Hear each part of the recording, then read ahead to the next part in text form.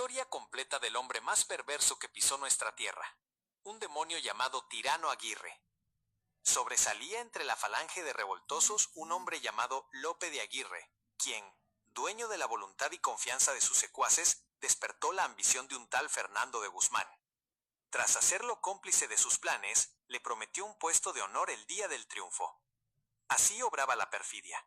No bien habían andado 700 leguas, cuando Aguirre y sus cómplices mataron a puñaladas, durante la noche, al valiente Ursúa y a su teniente Vargas. Apoderado del armamento y sin dar tiempo a los partidarios de Ursúa para reaccionar, Aguirre nombró en medio de la confusión a Fernando de Guzmán como jefe de la expedición, quedando él mismo como maestre de campo. En la exposición que hicieron los conjurados sobre aquel suceso, Aguirre firmó desafiante: Lope de Aguirre, traidor. Desde ese instante, él fue el verdadero jefe, mandaba y todas las voluntades le obedecían.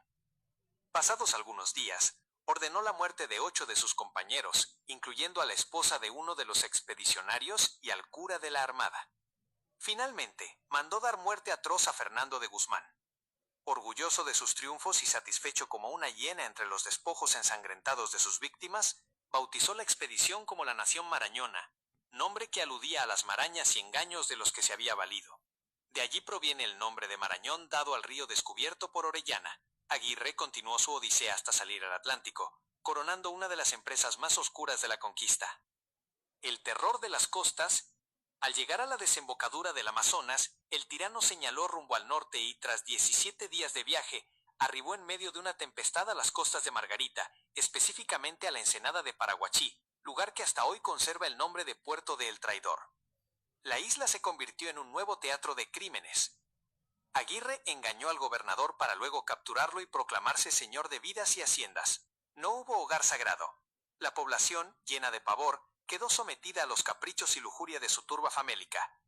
Para fines de agosto de 1560, gran parte de Venezuela conocía sus crímenes. Un terror pánico se apoderó de los pueblos. Los espíritus supersticiosos veían en el tirano no a un hombre, sino a un agente del infierno, un azote de Dios.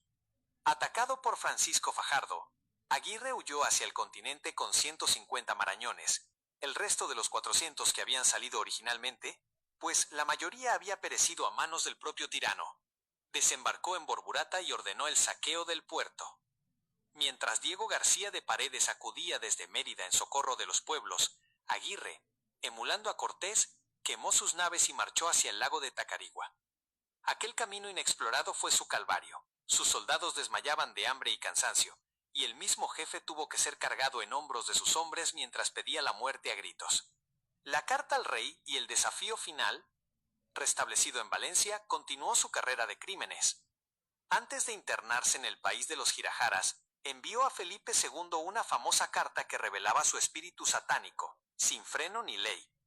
En ella se presentaba como un mínimo vasallo que, tras 24 años de servicio y herido en batalla, se declaraba en rebeldía absoluta. Acusaba al rey de cruel e ingrato, afirmando que sus perdones tenían menos crédito que los libros de Martín Lutero. Con un cinismo aterrador, escribió: «Mira, rey español, que no seas cruel a tus vasallos ni ingrato. Por cierto lo tengo que van pocos reyes al infierno, porque sois pocos.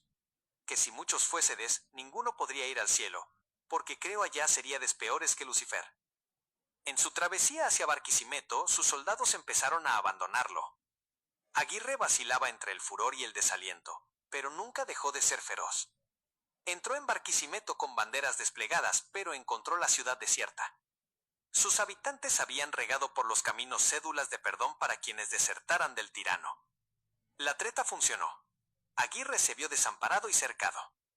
El último acto de sangre, la escena final, es un drama sangriento.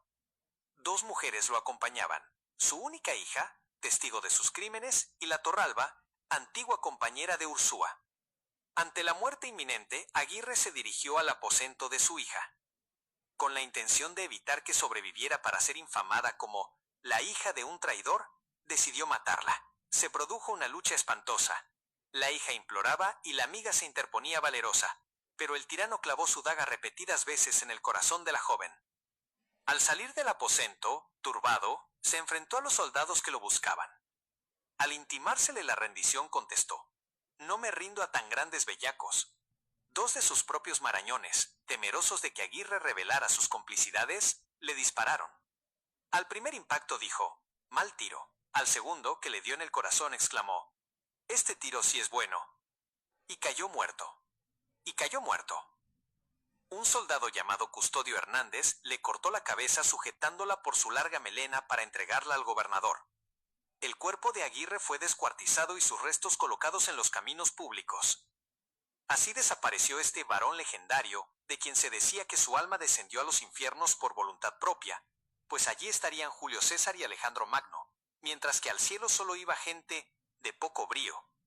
Hoy, más de 3 siglos después, los campesinos de Barquisimeto y Borburata dicen ver fuegos fatuos en las noches oscuras. Cuentan que esas luces son el alma errante del tirano Aguirre, que aún no encuentra reposo en este mundo. El retrato del monstruo, según Fray Pedro Simón.